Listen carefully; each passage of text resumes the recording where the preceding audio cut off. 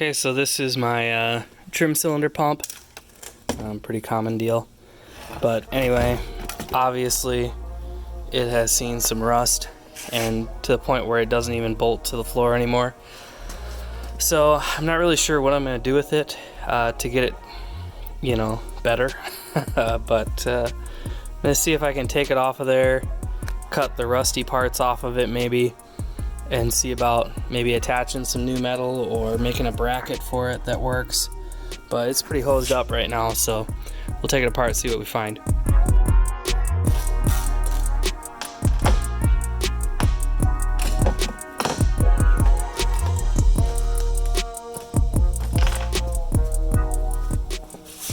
Okay, so this is the carnage that's left behind.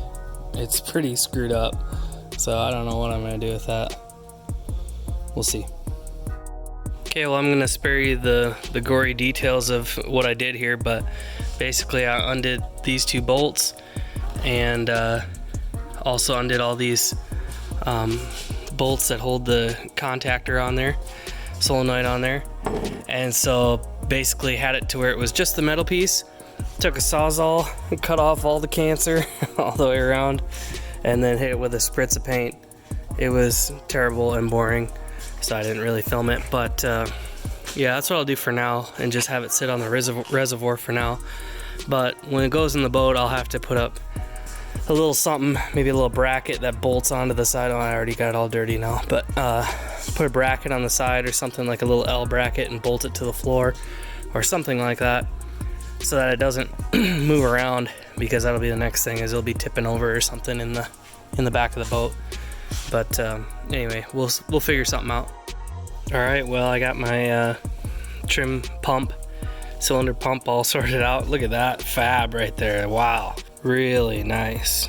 Even custom spot where my drill popped out of the impact, popped out and ran across the paint. Man, that is really nice. So that's just the kind of quality you can expect around here, you know, extreme precision cuts. You know, look how straight that is. Wow. Best work could be done with the Sawzall. Okay, before we get going too far here, I need to get the trim cylinders back on. So those lines actually connect to the pump, and this little bracket, or this little plate goes on the bottom of the gimbal housing right there. And so you have a new gasket like that guy, and I have the part number but not on me right now. And so yeah, you just run it up there in a couple nuts and it should be good to go.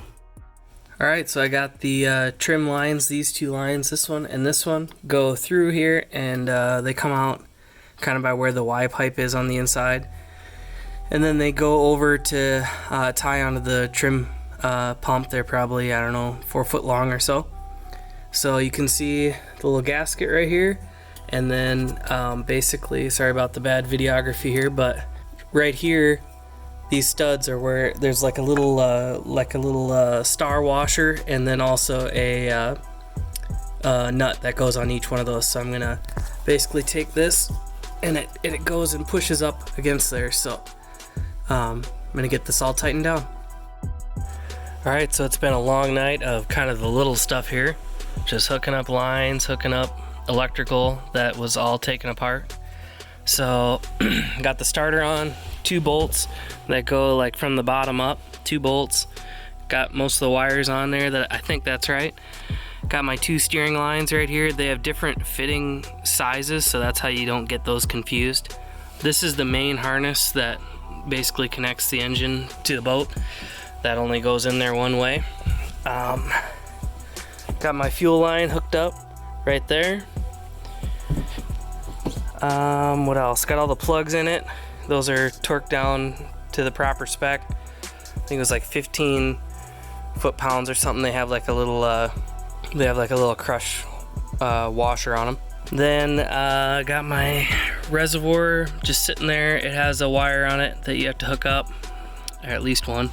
Got my trim pump in. There's my get a little bracket there with the old self-tappers. Got both lines in. Those are not marked differently. I had it marked which one was closest to the yellow cap, so did that. It has a plug. This blue plug goes and plugs in right there. What else? I don't know, that's probably the most of what we got going on. Oh, the wiring for the trim pump goes across and then dips down on the other side where the battery is. I still have to figure out kind of some of these connections right here. You can see some of those leads that are left undone.